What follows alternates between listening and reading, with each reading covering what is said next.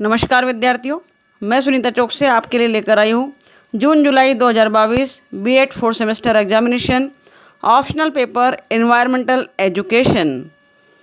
Note आप सभी जानते हैं, खंड अ और खंड ब में प्रश्न पूछे जाते हैं। किस प्रकार पूछे जाते हैं, कितने अंकों के पूछे जाते हैं, कितने शब्दों में उत्तर लेना है, बताने की आवश्यकता नहीं है। चलते हैं खंड अ की ओर तुरंत। सेक्शन ए, पहला प्रश्न आपके सम्मुख है। पर्यावरण शिक्षा के उद्देश्य लिखिए। Write the objectives of environmental education. दूसरा प्रश्न देखिए, पर्यावरण शिक्षा का अर्थ एवं क्षेत्र लिखिए। Write the meaning and scope of environmental education. और तीसरा प्रश्न है, पारिस्थितिकी तंत्र क्या है। व्हाट इज़ एन इकोसिस्टम, जो कि हम स्कूल लाइफ से पढ़ते आ रहे हैं। बहुत ईजी है प्रश्न। चौथा प्रश्न है, ज़रूर पूछा जाता है, इंपॉर्टेंट है। ग्रीन हाउस प्रभाव को लिखिए। Write the effect of green house. चलते हैं पांचवें प्रश्न की ओर। पांचवा प्रश्न है विद्यार्थियों, जीवमंडल एवं जैव विविधता में अंतर लिखिए। Right differences between biosphere and biodiversity. छठवां प्रश्न हम देख रहे हैं आपके सम्मुख है, पर्यावरण क्लब से क्या समझते हैं। अपने विद्यालय में पर्यावरण क्लब के अंतर्गत आप किन गतिविधियों का नियोजन कर सकते हैं। मोस्ट आईएमपी प्रश्न है, इंपॉर्टेंट है। What do you understand by eco club. Eco club से संबंधित प्रश्न अगर ये नहीं कर रहे तो कोई और प्रश्न जरूर तैयार कर लीजिएगा। What kind of activities could be arranged by you in eco club in your school. और सातवां प्रश्न है आपके सम्मुख, जैव अवघट्य अजैविक अवघट्य पदार्थ क्या होते हैं। What are biodegradable and non biodegradable पूछ रहा है विद्यार्थियों। और आठवां प्रश्न है, पाठ्य सहगामी क्रियाएं क्या होती है। व्हाट आर को करिकुलर एक्टिविटीज़, ये भी इम्पॉर्टेंट है। 9 नंबर का प्रश्न देखिए, जल प्रदूषण को किस प्रकार नियंत्रित किया जा सकता है। How water pollution can be controlled. उसके अलावा है 10वां प्रश्न, ओजोन परत के विघटन के कारण क्या है। वायुमंडल में ओजोन परत की भूमिका को समझाइए। मोस्ट आईएमपी प्रश्न है, अधिकांश पूछा जाता है। What are the causes of ozone layer depletion. Explain the role of ozone layer in atmosphere. 11 number का क्वेश्चन देखिए, चिपको आंदोलन को समझाइए। एक्सप्लेन चिपको मूवमेंट। चिपको आंदोलन से रिलेटेड प्रश्न पूछे जाने की संभावना पूरी है। और दूसरा कह रही हूँ, सॉरी, 12 नंबर का प्रश्न है, वायु प्रदूषण के प्रभाव बताइए। Describe the effect of air pollution. 2022 का पेपर देख रहे हैं, एनवायरनमेंट का पेपर देख रहे हैं, ऑप्शनल पेपर देख रहे हैं विद्यार्थियों। 13 नंबर का क्वेश्चन है, पर्यावरण शिक्षण की विधियों में एकीकृत उपागम से क्या अर्थ है, स्पष्ट कीजिए। What does mean by integrated approach in environmental teaching methods, clarify. और अंतिम खंड अ सेक्शन ए का क्वेश्चन है 14 नंबर का, मेनका गांधी द्वारा किए गए पर्यावरण संरक्षण के कार्यों को लिखिए। Write about environmental conservation programme carried out by Maneka Gandhi. Section A में 14 क्वेश्चन है, एक क्वेश्चन 5 मार्क्स का है। कोई 11 प्रश्नों को आपको करना है। चलते हैं खंड ब की ओर, सेक्शन बी की ओर। सेक्शन बी में देखिए, वनोन्मूलन का क्या अर्थ है। वनोन्मूलन के कारण क्या है। वन विनाश का पारिस्थितिक संतुलन पर क्या दुष्प्रभाव पड़ता है या होते हैं, समझाइए। What is the meaning of deforestation. What are the causes of deforestation. What are the adverse effect deforestation on ecological balance, explain. Very IMP question है, इससे रिलेटेड प्रश्न पूछे जाने की संभावना है। दूसरा प्रश्न देख रहे हैं सेक्शन बी का, कोई 2 प्रश्नों को करना है, 4 प्रश्न आएंगे, एक क्वेश्चन 10 मार्क का होगा। पर्यावरणीय शिक्षा के अभिकरणों के नाम लिखकर किसी एक को विस्तार से समझाइए। Right names of different agencies in environmental education and explain any one of them in detail. चलते हैं 3rd प्रश्न की ओर। तीसरा प्रश्न है आपके सम्मुख, पर्यावरण प्रदूषण के नियंत्रण कानून तथा पर्यावरण शिक्षा की भूमिका को समझाइए। Clarify the role of environmental act and role of environmental education. साथ ही चौथा प्रश्न है, पर्यावरण शिक्षा में मूल्यांकन का महत्व एवं आवश्यकता लिखिए। Write the importance and needs of evaluation in environmental education. तो विद्यार्थियों, ये ऑप्शनल पेपर एनवायरमेंटल एजुकेशन 2022 का आपके सम्मुख था। सारे महत्वपूर्ण प्रश्नों को देख लें, समझ लें, अगर ये प्रश्न नहीं कर रहे तो इससे रिलेटेड, इस टॉपिक से रिलेटेड प्रश्नों को करिए। हो सकता है ये प्रश्न नहीं पूछ रहा है तो दूसरा प्रश्न पूछा जा सकता है विद्यार्थियों। तो आगे हम बात कर रहे हैं अभी और अगले पेपर की, जो कि आपकी डिमांड थी कि मैडम एजुकेशन टेक्नोलॉजी का पेपर भी दीजिए। तो एजुकेशनल टेक्नोलॉजी को देख रहे हैं। इसके बाद तुरंत हम जून जुलाई 2022 B Ed 4th semester examination educational technology को देखते हैं। आइए एजुकेशनल टेक्नोलॉजी 2022 के क्वेश्चन पेपर को देखते हैं।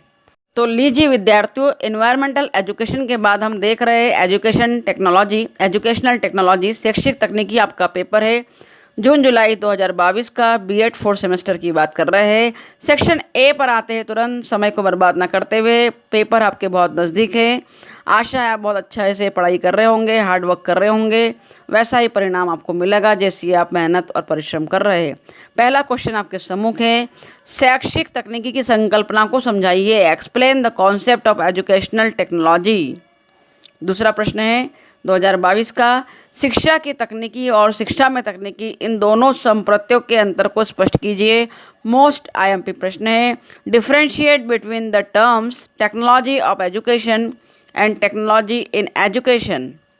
तीसरा प्रश्न है, शैक्षिक तकनीकी के क्षेत्र की चर्चा कीजिए। Discuss the scope of educational technology.